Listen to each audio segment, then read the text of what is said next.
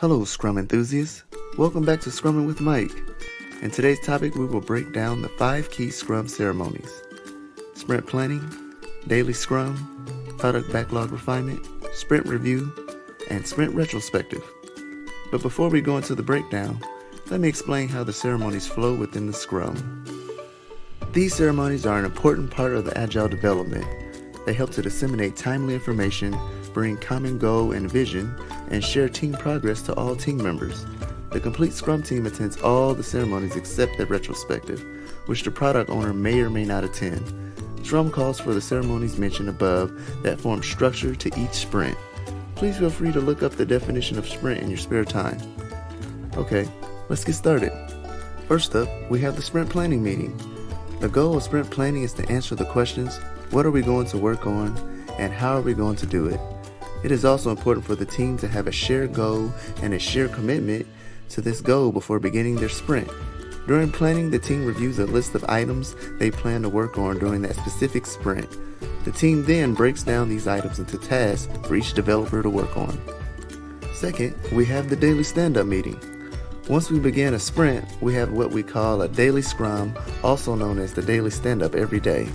Organized by the Scrum Master, Daily Scrum is typically a 15-minute stand-up meeting to synchronize the work of team members, what's done on the prior day, what needs to be done today, identify any impediments, and create visibility around the work that everyone is doing in the sprint. Note that at the end of the sprint, the goal is to have a potentially shippable product increment. We're trying to get something of incremental value done every sprint. Alright, third, let's talk about the sprint backlog refinement. Product backlog refinement is the act of adding detail, estimates, and order to the items in the product backlog. This is the ongoing process in which the product owner and the development team collaborate on the details of product backlog items. During product backlog refinement, items are reviewed and revised. As mentioned above, product backlog refinement is an ongoing activity, and unless it is being conducted at a scale, it is not restricted to be time-boxed event or meeting. However, there is nothing to stop teams from time-boxing each refinement session anyway. In general, it's a good practice to use time-boxing. Next up, fourth, we have the sprint review meeting. Held at the end of each sprint to demonstrate the added functionality, the goal is to get feedback from the product owner and the stakeholders to assure that the delivered increment met the business need and to revise the product backlog based on the feedback. This feedback will then become items that will be looped back into the product backlog, where it can be ordered and pulled in by the team in a future sprint. And last but not least, we have the sprint retrospective meeting. Retrospectives typically last 90 minutes and are there to help incorporate continuous improvement into our team culture and into our sprint candidates.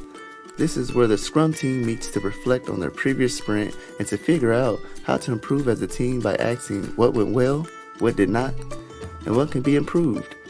It allows the team to focus on its overall performance and identify strategies for continuous improvement. Good stuff, right? When these Scrum ceremonies are embedded in the process, they create a cadence in which the team can maximize their productivity, promote collaboration, maintain transparency, and most importantly, inspect and adapt on the way they go, so they can continuously learn and improve from each other. I hope this was helpful. Until we meet again, enjoy your day. Please leave any feedback or questions you have in the comment section and feel free to subscribe and share this video. Thanks for watching.